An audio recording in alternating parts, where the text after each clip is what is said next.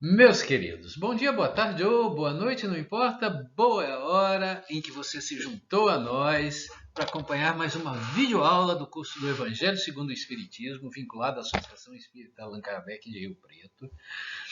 Hoje falando acerca do capítulo 19, A Fé que Transporta Montanhas. E esse é um daqueles capítulos que, em razão da complexidade do tema, ele merece mais de um olhar ou mais de uma leitura, de maneira que a Tânia já lhes fez a síntese e os pontos principais do capítulo. Eu vou lhes trazer algumas outras considerações de cunho mais teológico que eu entendo, que nós entendemos, né, importantes de serem colocadas ou trabalhadas.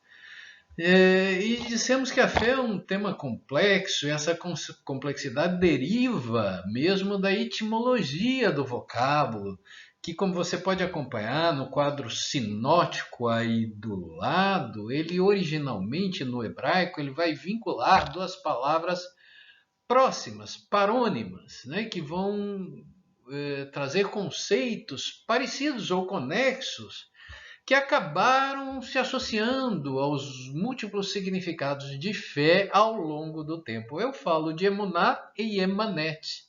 Né? Emuná, que é utilizada no Antigo Testamento com o sentido de fidelidade. Quando, por exemplo, Josafá fala no segundo livro de Crônicas, no capítulo 19, que o povo deveria servir o Senhor com emuná, fidelidade, com coração íntegro. Né? E por outro lado, Emanete vai trazer um sentido mais próximo ao certeza, ao ter convicção de alguma coisa. Ocorre que quando esses vocábulos são transcritos do grego, do hebraico para o grego, na versão dos 70 ou a Septuaginta, como ficou conhecida a tradução do Tanakh, da Bíblia hebraica, para o grego, a palavra emuná passa então para pistes e guarda o mesmo sentido de fidelidade. Enquanto que emanete vai para a aletheia, com o mesmo sentido de certeza e veracidade. Ocorre que, e aqui é a linha de pensamento de um filósofo espiritualista chamado Humberto Holden. Ele escreveu um livro chamado A Síntese o Mestre, e ele vai dizer que quando se passa do grego para o latim, na Vulgata Latina, ou seja, quando o Papa Damaso entende que seria importante unir num único compêndio, num único volume, as duas tradições, a tradição judaica e a tradição cristã, a palavra emuná, que veio do hebraico e foi para o grego como pistes, ela vai transcrita ou transliterada ou traduzida para fidelidade, por fides. Fides, com o sentido de fidelidade. Ocorre que, diz Holden, o vocábulo fides é um substantivo que não tinha um verbo facilmente associável a ele, razão pela qual ele vai se prender a um outro verbo para dizer da ação daquele que tem fides, daquele que tem fé, daquele que tem fidelidade. Aí vem como credere ou credere, né? Que nos deu crença ou acreditar. Então, toda essa complexidade etimológica acaba trazendo um conceito também ele complexo em torno do entendimento desse vocábulo e mais do que do vocábulo, do seu significado teológico. Quem nos traz talvez a melhor definição no sentido teológico da palavra é o apóstolo Paulo na sua epístola aos Hebreus. Porque nós espíritas entendemos que a epístola aos Hebreus foi a única escrita realmente por Paulo. Né? É claro que as outras também foram escritas por ele, mas inspiradas, né? Mediunizado, né? Inspirada pelos espíritos santificados. Né? Mas a epístola aos Hebreus não, por isso ela é tão diferente das outras, vai explicar Emmanuel no livro Paulo e Estevão. Paulo escreveu ela sozinho, de próprio punho. Né? E aí a teologia vai dizer que a epístola aos Hebreus, a teologia tradicional, católica, evangélica, vai dizer que é de autoria desconhecida, porque o estilo dessa carta é completamente diferente das outras cartas paulinas. No entanto, é só essa que é realmente originalmente de Paulo. Mas isso é um parênteses que eu abri, porque meu pensamento divaga mesmo, vocês que me conhecem já sabem disso. Bom, eu estava dizendo que quem traz a melhor definição é o apóstolo Paulo na Epístola aos Hebreus, no capítulo 11, no versículo 1, em que ele vai dizer que a fé é a certeza daquilo que esperamos e a prova daquilo que não vemos. E essa definição de Paulo é muito bonita, mas ela nos traz um problema, um complicador. Porque para Paulo a fé é nada mais nada menos do que a certeza. E a certeza é a qualidade daquilo que é certo. Mas aí eu lhes pergunto, o que é certo nessa vida? Do que nessa vida nós temos certeza dessas chamadas certezas absolutas? Houve um pensador do iluminismo do século XVIII chamado Benjamin Franklin, que disse que nessa vida nada é mais certo nessa vida do que a morte e os impostos. E aí eu lhes digo, só se for nos Estados Unidos do século XVIII, porque no Brasil do século XXI você pode botar em dúvida as duas convicções de Franklin. Nem a certeza da tributação é tão convicta, dadas as isenções, as não incidências, as imunidades e também, por que não dizer, a sonegação, tanto quanto a morte também podemos botar em dúvida, sobretudo nós que tivemos em mãos uma obra de Francisco Cândido Xavier, naquela em que ele psicografa cartas dos parentes de pessoas que morreram para o mundo, né? Tiveram a morte biológica, a morte orgânica reconhecida, mas que voltam para dizer que permanecem em suas consciências íntegros, né? Permanecem sentindo, amando com as suas memórias. Então, nós podemos botar em dúvida até mesmo a morte, no sentido de o final da existência, num sentido mais amplo. Ocorre que não é bom, a dúvida não é boa, porque há um componente emocional que é decorrente da certeza ou da dúvida. Na certeza, a inteligência como que adere definitivamente a uma das alternativas e repousa na percepção de um objeto que lhe é conhecido. E isso nos traz uma sensação de tranquilidade, de paz em relação ao fato, ao objeto ou à situação conhecida. A dúvida é o oposto. Na dúvida, não há nada pior do que ficar em dúvida, porque a nossa inteligência oscila e balança. Você não consegue se definir porque a verdade não lhe aparece com a sua força de determinação, de convicção, de certeza, né? E as razões de afirmar ou de negar, elas ou não se manifestam ou elas parecem se neutralizar. E isso nos traz um estado emocional de inquietude, de desconforto e, no extremo, até poderíamos dizer, de medo. Então, a ideia é pensarmos como é que se forma a certeza ou a convicção, em uma palavra, a fé no indivíduo. E aí eu vou me valer um pouco do livro de Joana de Ângeles, no seu livro Jesus e o Evangelho, à luz da psicologia profunda. Porque ali ela vai distinguir dois tipos de fés. Ela vai falar da fé natural, aquela que se apresenta espontânea, simples e é destituída de qualquer reflexão ou de racionalização, e ela vai chamar um outro tipo de fé, ou uma outra manifestação de fé, a fé adquirida, que é a conquista do pensamento, que vai elaborar razões para estabelecer os seus parâmetros e assim se manifestar.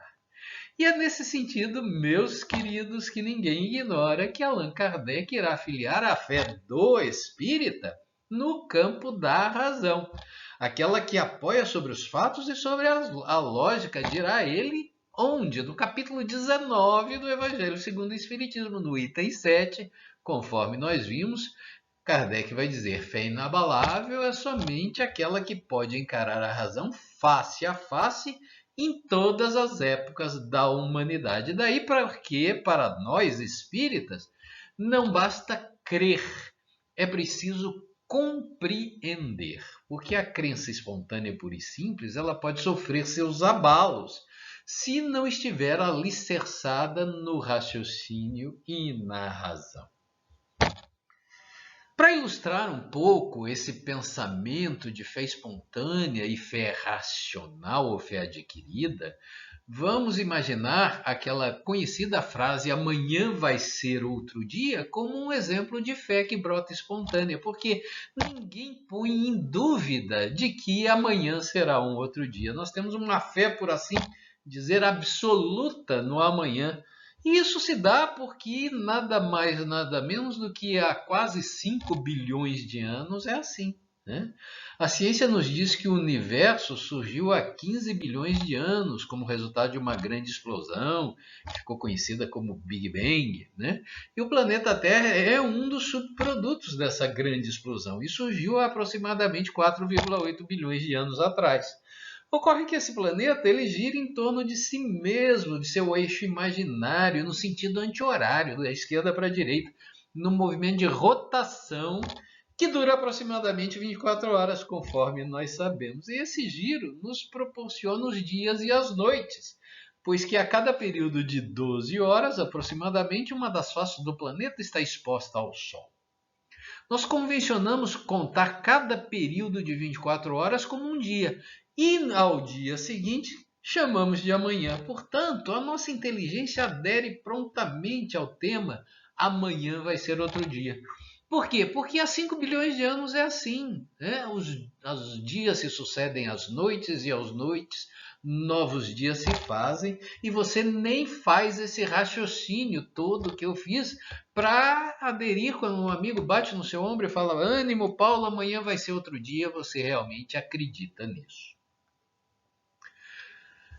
Já um exemplo de fé adquirida, por exemplo, né, um outro exemplo, é aquela que nos leva a entrar em aviões. E fazemos isso, fazemos as nossas viagens, mesmo depois que um acidente aéreo acontece e constrange e entristece a todos nós fazemos isso porque a razão nos diz que o procedimento é seguro. Ele vai dizer que a aviação é o meio de transporte mais seguro que existe. E é por isso que nós continuamos a embarcar nesses tubinhos metálicos mais pesados do que o ar, não porque tenhamos uma crença espontânea e simples na aviação comercial, na aviação como um todo, não. Nós fazemos por quê? Porque a ciência atesta a segurança do procedimento. No entanto, e aí vem o nosso ponto, a fé em Deus e a fé em nós mesmos normalmente é daquelas que oscila e balança entre a dúvida e a certeza, muitas vezes, no indivíduo. Por exemplo, se eu lhes dissesse que você poderia realizar verdadeiros prodígios, mover o mundo, curar-se, enfrentar os seus problemas, promover curas, modificar a sua vida e a dos outros, desde que, para isso, você tenha um pouquinho de fé, que você acredite que pode fazer isso. Qual o nível de adesão você emprestaria a essas minhas palavras? Você creria nessa? Basta que você, desde que você tenha um pouquinho de fé. Ou você ficaria em dúvida? Normalmente nós ficamos em dúvida. E é bom definir isso muito claramente, meus queridos, porque quem falou algo muito próximo a isso foi nada mais, nada menos do que Jesus, como é a perícope que Kardec traz para o capítulo 19 do Evangelho segundo o Espiritismo, a cura do jovem possesso, endemoniado. E ali em Mateus 17:20 você lerá, porque na verdade vos digo, se tivesseis fé, como do tamanho de um grão de mostarda, diríeis a esta montanha, apontando para o Tabor naquela ocasião, passa-se daqui para ali, e ela se transportaria e nada vos seria impossível, de Jesus em Mateus 17:20, aí só para ouvir de nós, não, Paulo, não, isso não é bem assim, não é, Paulo. tem um componente simbólico nessa fala. Então perceba, meus queridos, que nós começamos a relativizar a força daquilo que foi dito e das palavras de Jesus. E com isso, com esse movimento de relativização, nós vamos enfraquecendo o nosso grau de convicção e certeza nelas, né? A inteligência e o raciocínio vão operar no sentido inverso daquilo que está dito, textualmente escrito.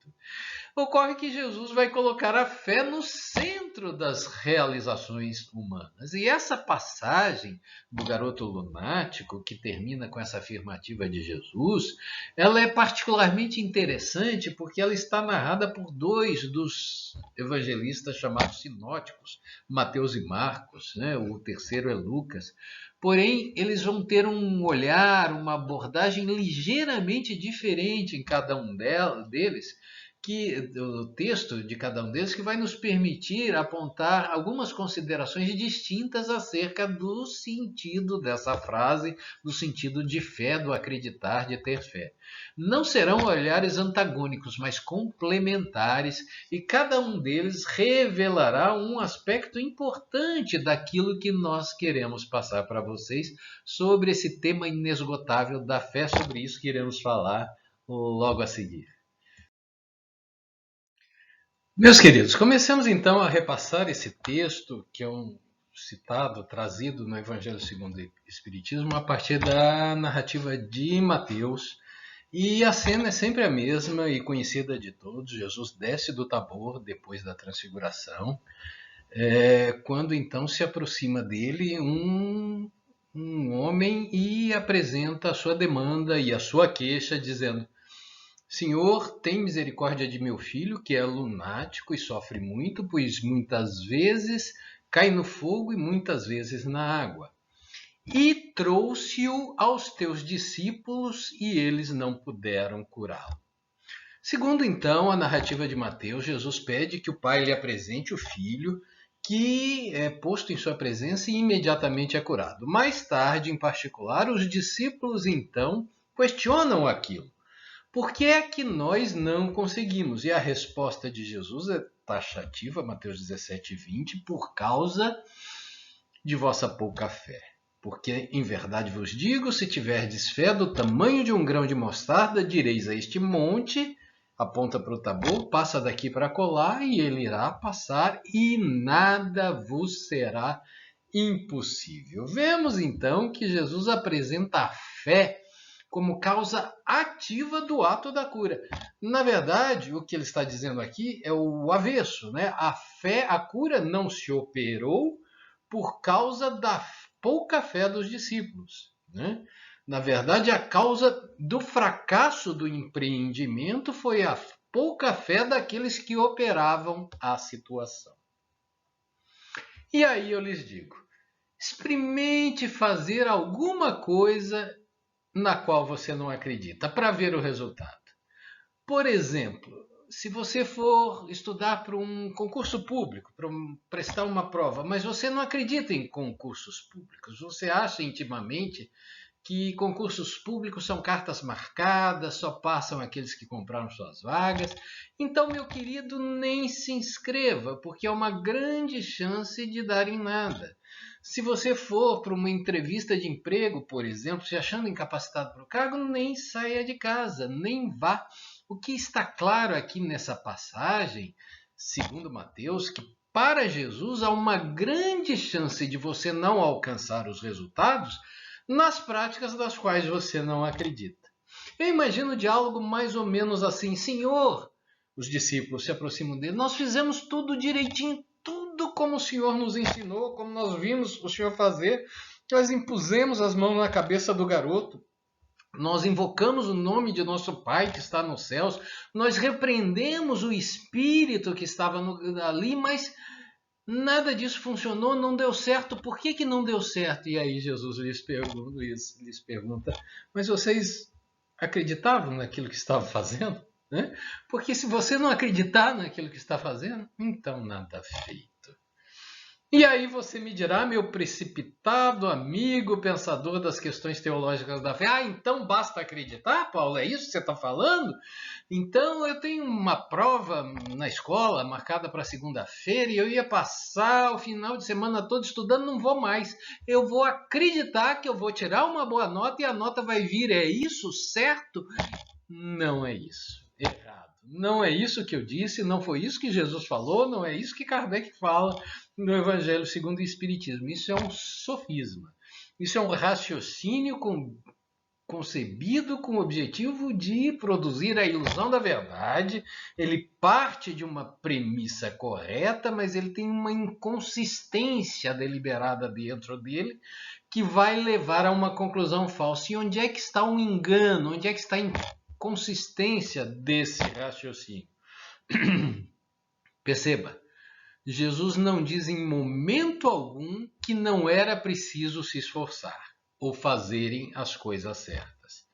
Não, ele diz que, ao contrário, ele diz que ao fazer as coisas certas, ao se esforçar em busca de um resultado, você precisa também acreditar para ter êxito. Se você duvidar dos seus esforços, da sua intenção, da sua capacidade, ainda que se prepare, é bem provável que nada ocorra, mesmo porque tem muita gente que faz a coisa certa e o resultado não vem pela falta do ingrediente apontado. Esse é o ponto. Ele diz que faltou fé aos seus discípulos porque a fé é um elemento importante, indispensável até ao êxito de qualquer empreendimento. No entanto, é preciso se preparar, se qualificar para operar a situação, é preciso fazer a coisa certa, aquilo que precisa ser feito. Nesse sentido, meus queridos, há uma passagem interessantíssima, até engraçada, no livro de Atos, Atos dos Apóstolos, a segunda parte do texto de Lucas, na qual, no capítulo 19, o evangelista vai dizer, em Atos, em que algumas pessoas estavam tentando imitar o jeito de Paulo curar e de produzir o seu resultado de cura. Diz o texto bíblico que Paulo estava em Éfeso, e diz que Deus fazia milagres extraordinários por seu intermédio, pelas suas mãos. E atraiu a cobiça dos 7 filhos de Seva, os filhos do sacerdote em Éfeso, né, que passaram a tentar imitar o que Paulo fazia em busca de cobrar pelos resultados. E aí eles reproduziam a fórmula mágica que eles tinham, imaginavam ser uma fórmula mágica, que eles tinham ouvido da boca de Paulo. Eles diziam mais ou menos assim: em nome de Jesus, a quem Paulo prega, eu lhes ordeno que o espírito saia do corpo, que você fique curado e tal, só que o resultado não vinha. Um dia, diz o texto bíblico, o espírito maligno lhes respondeu através do obsidiado, dizendo assim: Jesus eu conheço, Paulo eu sei quem é, mas e vocês quem são? Então diz o texto que o endemoniado saltou sobre eles e deu-lhes uma surra de tal monta que eles foram para casa nus e feridos. E é essa surra, meu querido, que você vai levar da vida, da prova, dos seus empreendimentos, e imaginar que existe uma fórmula que exclua o esforço próprio na busca do resultado. Porque o que o Espírito está dizendo aos filhos de Seva, quando dizia que Jesus eu conheço, Paulo eu sei quem é, mas eles, que autoridade eles tinham para lhes dar ordem? Cadê suas credenciais, meu amigo? Cadê suas credenciais? Quem é você para querer produzir esse resultado? Isso é importante, sobretudo, para você, trabalhador da casa espírita, em qualquer ramo que seja, mas em especial na administração dos passes, na fluidoterapia, na qual Kardec vai informar, nesse capítulo 19 do Evangelho segundo o Espiritismo, que a fé tem um papel especial, um papel importante. E aí você precisa entender que não basta a imposição automática e mecânica das mãos na cabeça dos aflitos, nem proferir aquela prece decorada, é preciso ter credenciais, se preparar. E ao fazer isso, ter fé. Então, preparar é limpar o coração de mágoas, de rancores, para doar energias radiantes positivas, ter uma alimentação adequada, mas ao fazer isso tudo, é indispensável que você também creia que haverá uma assistência espiritual que velará pelos seus passos e seus esforços. E Jesus pode fazer coisas extraordinárias também pelas suas mãos. Então aqui, pelo texto, pela abordagem inicial do texto de Mateus, é preciso entender que Jesus diz para os seus discípulos que há um elemento essencial para a realização de todo e qualquer empreendimento da sua vida, né? Ao fazer a coisa certa, ao se credenciar, ao se preparar, é preciso que você acredite, é preciso que você tenha fé que o resultado virá para que o resultado se produza. Meus queridos, há uma pequena variação, um outro ângulo desse mesmo episódio quando você observa o texto pela narrativa do capítulo 9 do Evangelho segundo Marcos. A cena é a mesma, né? Jesus desce do Tabor, o pai lhe apresenta o problema, queixa-se dos discípulos. Jesus manda então trazer o doente, só que aqui, segundo Marcos, Jesus entabula uma conversa com o pai do menino antes de curá-lo. Ele pergunta há quanto tempo ele estaria daquele jeito, e o pai lhe diz que era desde pequeno, desde que quando nasceu, que ora ele caía no fogo, ora na água, o texto mais ou menos o mesmo, mas o pai diz uma coisa que só Marcos registrou. Ele diz assim, se tu podes fazer algo, tem compaixão de nós e ajuda-nos. Ao que então Jesus teria respondido, tu crês que eu possa fazê-lo? Porque tudo é possível àquele que crê. Marcos 9, versículo 23. E é nesse momento, meus queridos, que o pai do menino dá uma resposta que é muito representativa de nós mesmos e da nossa fé vacilante. Ele vai dizer assim, Senhor, eu creio, mas ajuda-me na minha incredulidade. Meus queridos, então veja bem que nesse segundo texto, nesse segundo olhar da mesma narrativa, do mesmo fato, além do primeiro ponto, a fé de quem operava a situação, que é o olhar de Mateus, né? Pelo olhar de João Marcos, do evangelista Marcos, Jesus acrescenta um segundo elemento, que é a fé daquele que espera o resultado. O pai, Jesus pergunta pela fé do pai do garoto. Não é a fé dele, ele queria operar o sistema e produzir o resultado. Mas ele pergunta, você acredita que eu possa fazer? Porque tudo é possível àquele que crê.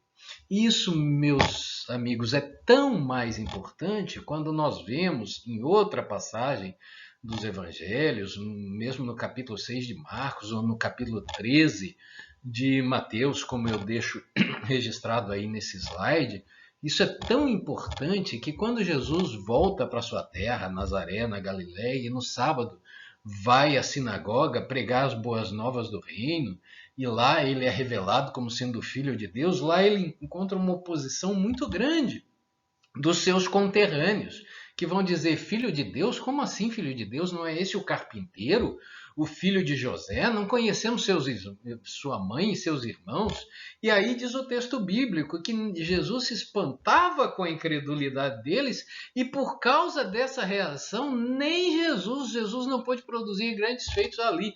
Marcos 6,6, e não pôde fazer ali muitos milagres. Mateus 13,58, por causa da incredulidade deles.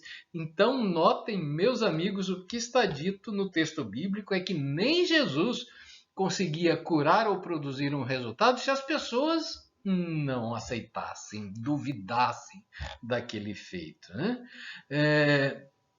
Foi aí que talvez Jesus deu a sua declaração mais desalentada, né? Só em sua casa e entre os seus um profeta não tem honra, que a sabedoria popular transformou naquele ditado, santo de casa não faz milagre.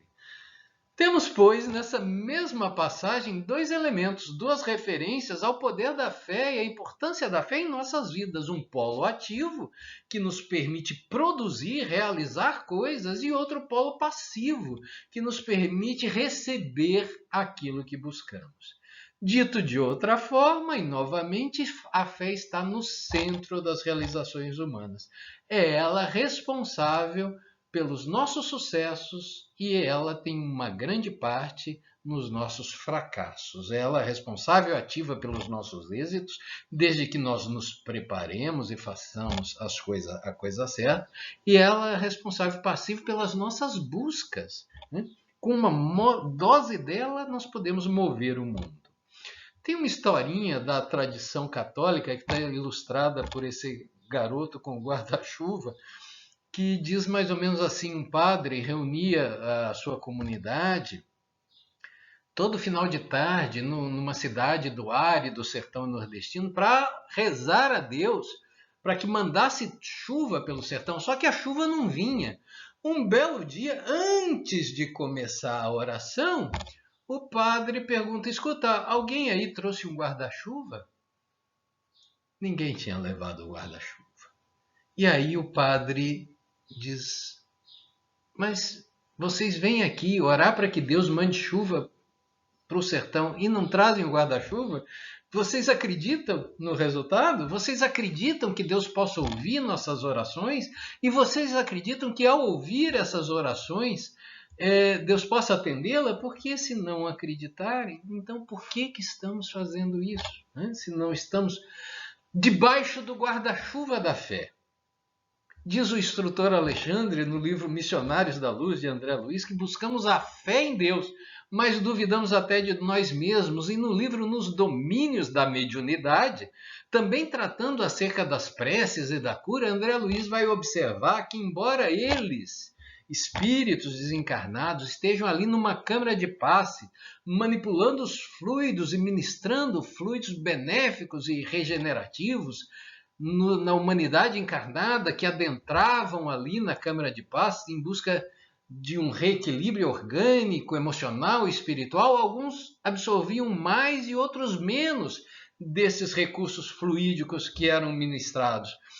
E vai perguntar o que acontecia, e ali o instrutor Aulus vai nos dizer que, embora a providência divina mane sempre os recursos em benefício da humanidade, é preciso um certo estado de confiança interior, leia-se fé, indispensável ao êxito do empreendimento, também nos serviços de cura.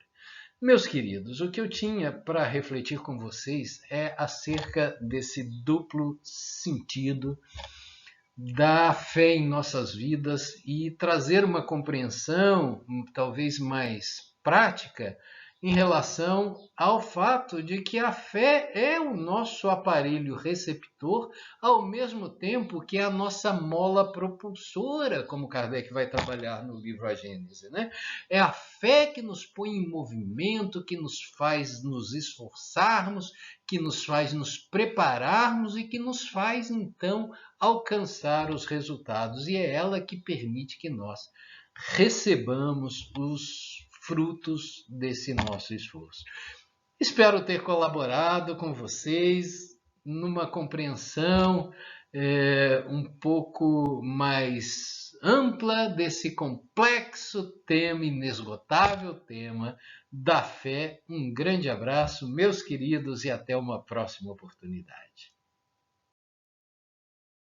Não, espera um pouquinho, não desliga ainda não, que eu esqueci de lhes dizer uma coisa, pois é possível que você me pergunte, talvez, a coisa mais importante disso tudo, e você diga que você é uma pessoa de fé, está num lugar de fé, fez as coisas direito, fez as coisas certas, e nem assim os resultados vieram. O que é que há de errado?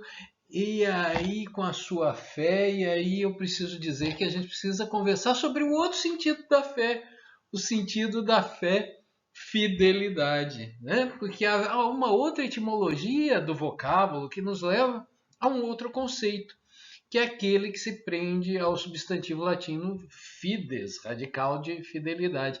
Mas o que é essa tal fidelidade? Fidelidade é isso que está escrito aí, a qualidade daquilo que é fiel. Se ser fiel é ter compromisso com aquilo que se assume. É estar em perfeita sintonia, em perfeita harmonia com aquilo que se acredita.